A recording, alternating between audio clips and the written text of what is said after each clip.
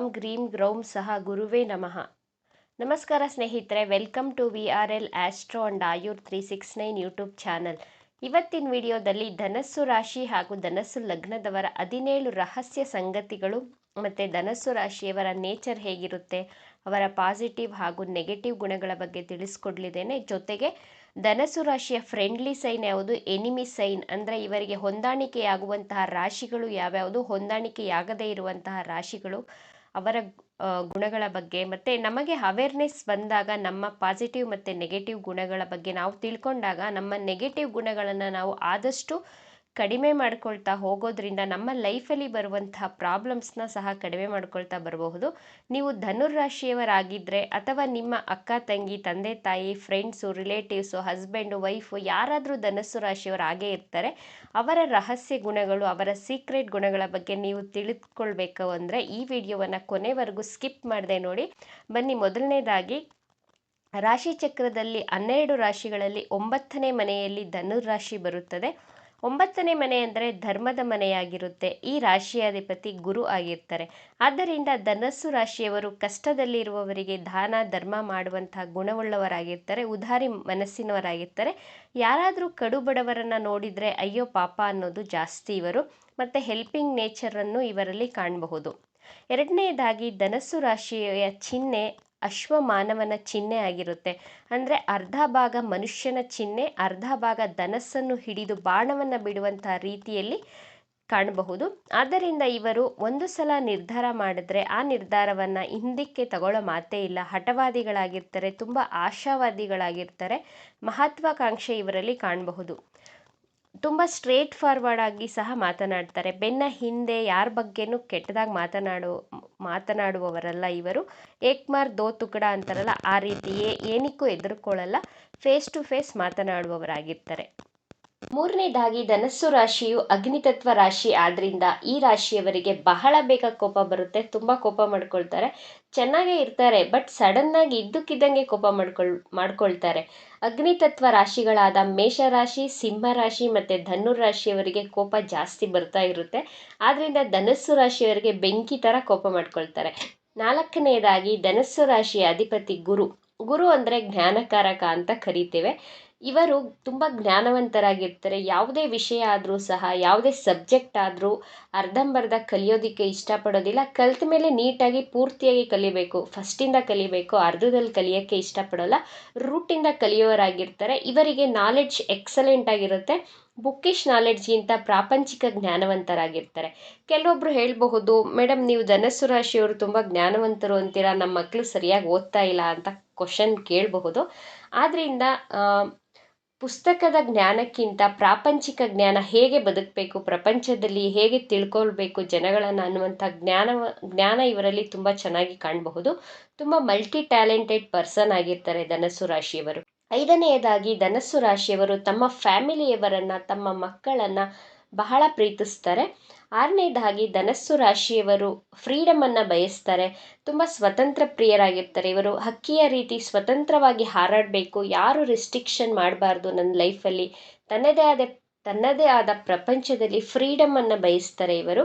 ಏಳನೆಯದಾಗಿ ಧನಸ್ಸು ರಾಶಿಯವರು ಯಾರಾದರೂ ಇವರ ಮೇಲೆ ಡಾಮಿನೇಟ್ ಮಾಡಿದ್ರೆ ಇವರಿಗೆ ಇಷ್ಟ ಆಗೋದಿಲ್ಲ. ಬಟ್ ಇವರು ಬೇರೆಯವರ ಮೇಲೆ ಡಾಮಿನೇಟ್ ಮಾಡ್ತಾರೆ. ತನ್ನ ಹಿಡಿತದಲ್ಲೇ ತನ್ನ ಫ್ಯಾಮಿಲಿಯವರನ್ನು, ಫ್ರೆಂಡ್ಸನ್ನು, ಎಲ್ಲರನ್ನ ಇಟ್ಕೊಳ್ಬೇಕು ಅಂತ ಬಯಸುವವರಾಗಿರ್ತಾರೆ. ಮೇಷರಾಶಿ, ಸಿಂಹರಾಶಿ, ಧನುರ್ರಾಶಿ ಮತ್ತು ವೃಶ್ಚಿಕ ರಾಶಿ ಹಾಗೂ ಮಕರ ರಾಶಿಯವರು, ಈ ರಾಶಿಯವರು ಡಾಮಿನೇಟಿಂಗ್ ಆಗಿರ್ತಾರೆ ಇವರು. ಆದರೆ ಇವರ ಮೇಲೆ ಬೇರೆಯವರು ಡಾಮಿನೇಟ್ ಮಾಡಿದ್ರೆ ಇವರಿಗೆ ಇಷ್ಟ ಆಗೋದಿಲ್ಲ. ಎಂಟನೆಯದಾಗಿ ಇವರು ಲೀಡರ್ ಆಗಿ ಇರಲು ಬಯಸ್ತಾರೆ. ಅಂದರೆ ಲೀಡರ್ಶಿಪ್ ಕ್ವಾಲಿಟಿ ಇವರಲ್ಲಿ ಕಾಣಬಹುದು. ಯಾವುದೇ ಕೆಲಸ ಆದರೂ ನಾನೇ ಮುಂದೆ ಇರಬೇಕು, ಎಲ್ರಿಗಿಂತ ಒಂದು ಸ್ಟೆಪ್ ಮೇಲಿರಬೇಕು ಅನ್ನುವಂಥ ನಾಯಕತ್ವದ ಗುಣ ಇವರಲ್ಲಿ ಕಾಣಬಹುದು. ಎಲ್ಲದರಲ್ಲೂ ನಾನೇ ಬೆಸ್ಟ್ ಆಗಿರಬೇಕು ಅಂತ ಇಷ್ಟಪಡ್ತಾರೆ. ಒಂಬತ್ತನೇದಾಗಿ ಧನಸ್ಸು ರಾಶಿಯವರು ಆಟಗಳಲ್ಲಿ ಅಂದರೆ ಸ್ಪೋರ್ಟ್ಸಲ್ಲಿ ಬಹಳ ಇಂಟ್ರೆಸ್ಟೆಡ್ ಆಗಿರ್ತಾರೆ. ಓಡೋದು, ನೆಗೆಯೋದು, ಕ್ರಿಕೆಟು, ಇಂಡೋರ್ ಗೇಮ್ಸ್ ಅಥವಾ ಔಟ್ಡೋರ್ ಗೇಮ್ಸ್ ಎಲ್ಲವನ್ನು ಆಡುವಂತಹ ಮನಸ್ಸು, ಇಂಟ್ರೆಸ್ಟ್ ಇವರಲ್ಲಿ ಕಾಣಬಹುದು, ಇಟ್ಕೊಂಡಿರ್ತಾರೆ. ಇವರಿಗೆ ಎಷ್ಟೇ ವಯಸ್ಸಾದರೂ, ಅಂದರೆ ಇವರಿಗೆ 40 ವರ್ಷ ಆಗಲಿ 50 ವರ್ಷ ಆದರೂ ಸಹ ನಾನಿನ್ನೂ ಚಿಕ್ಕ ಮಗು ಅನ್ನೋ ರೀತಿ, ಚಿಕ್ಕ ಮಕ್ಕಳ ರೀತಿ ಆಟ ಆಡೋದಕ್ಕೆ ಬಯಸ್ತಾರೆ. ಚಿಕ್ಕ ಮಕ್ಕಳ ಹಾಗೆ ಆಟ ಆಡಬೇಕು, ಖುಷಿಯಾಗಿರಬೇಕು ಅನ್ನುವಂಥ ಮನಸ್ಥಿತಿ ಇವರದಾಗಿರುತ್ತೆ.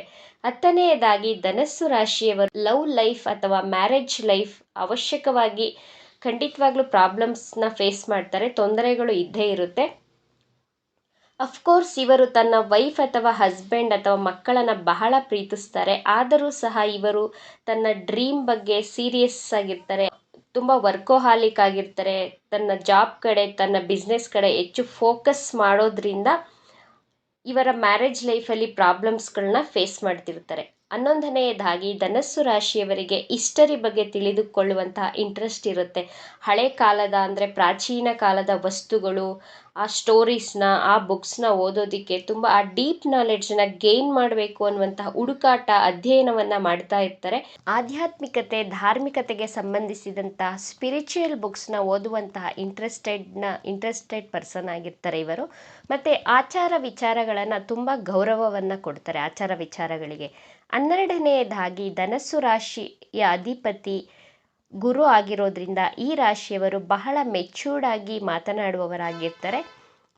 ಇವರಿಗೆ ಏಜ್ 18 ಆಗಿರಲಿ ಅಥವಾ 40 ವರ್ಷ ಆಗಿದ್ರೂ ಸಹ ತನ್ನ ವಯಸ್ಸಿಗೆ ಮೀರಿದಂತಹ ಜ್ಞಾನವನ್ನು ಪಡೆದಿರ್ತಾರೆ, ಜ್ಞಾನವಂತರಾಗಿರ್ತಾರೆ. ಆದರೆ ಇವರ ಮುಂದೆ ಬೇರೆ ವ್ಯಕ್ತಿಗಳು ತನ್ನ ಬುದ್ಧಿವಂತಿಕೆ ಅಥವಾ ಜ್ಞಾನವನ್ನು ಪ್ರದರ್ಶನ ಮಾಡಿದರೆ ಇವರಿಗೆ ಇಷ್ಟ ಆಗೋದಿಲ್ಲ, ವಾದ ಮಾಡೋದಕ್ಕೆ ಬಿಡ್ತಾರೆ. 14ನೇದಾಗಿ ಧನಸ್ಸು ರಾಶಿಯವರು ತನ್ನ ಪತಿ ಅಥವಾ ಪತ್ನಿ, ಮಕ್ಕಳ ಬಗ್ಗೆ ತುಂಬ ಡೆಡಿಕೇಟಿವ್ ಆಗಿರ್ತಾರೆ, ತುಂಬ ಅಟ್ಯಾಚ್ಮೆಂಟ್ ಇಟ್ಕೊಂಡಿರ್ತಾರೆ. ಬಟ್ ತನ್ನ ಪ್ರೀತಿ ವಿಚಾರದಲ್ಲಾಗಲಿ, ಮ್ಯಾರೇಜ್ ಲೈಫಲ್ಲಾಗಲಿ, ಮಕ್ಕಳ ವಿಚಾರದಲ್ಲಿ ಹೀಗೋಗೆ ಹರ್ಟ್ ಮಾಡೋ ರೀತಿ ಯಾರಾದರೂ ಮಾತನಾಡಿದ್ರೆ ತುಂಬ ಅಗ್ರೆಷನನ್ನು ತೋರಿಸ್ಬಿಡ್ತಾರೆ.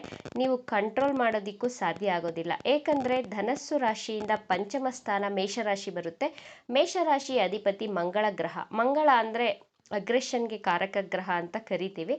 ಆದ್ದರಿಂದ ಇವರು ತನ್ನ ಮಕ್ಕಳ ಅಥವಾ ಪ್ರೀತಿ ವಿಚಾರದಲ್ಲಿ ಯಾರಾದರೂ ತಪ್ಪಾಗಿ ಮಾತನಾಡಿದ್ರೆ ಬಹಳ ಕೋಪ ಮಾಡ್ಕೊಳ್ತಾರೆ. ಅಲ್ಲಿ ಇವರ ವೈಫ್, ಇವರ ಮಕ್ಕಳು ಇವರ ಹೀಗೋಗೆ ಹರ್ಟ್ ಮಾಡಿದ್ರೆ ಇವರು ತುಂಬ ಅಗ್ರೆಷನ್ ಆಗಿಬಿಡ್ತಾರೆ. ಅವರನ್ನು ಕಂಟ್ರೋಲ್ ಮಾಡೋಕ್ಕೆ ಸಾಧ್ಯನೇ ಇಲ್ಲ ಮತ್ತು ಅವರನ್ನು ಎಂದಿಗೂ ಕ್ಷಮಿಸೋದಿಲ್ಲ ಈ ಧನಸ್ಸು ರಾಶಿಯವರು.